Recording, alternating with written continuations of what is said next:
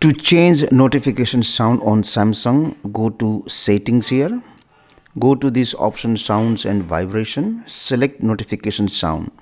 Now from here you can change the notification sound. You can increase the volume. Now this notification sound will be applied to all the applications in your Samsung phone. But if you have to change the notification sound for individual apps, then what we will do is we will again go to settings here.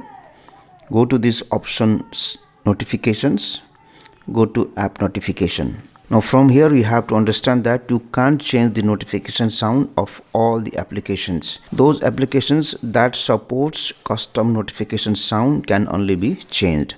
For example, Gmail. I will open Gmail app, select this option notification categories. Then I will select mail for the notifications, go to sound, and then I can select any custom sound. So check for which apps you can change the notification sound.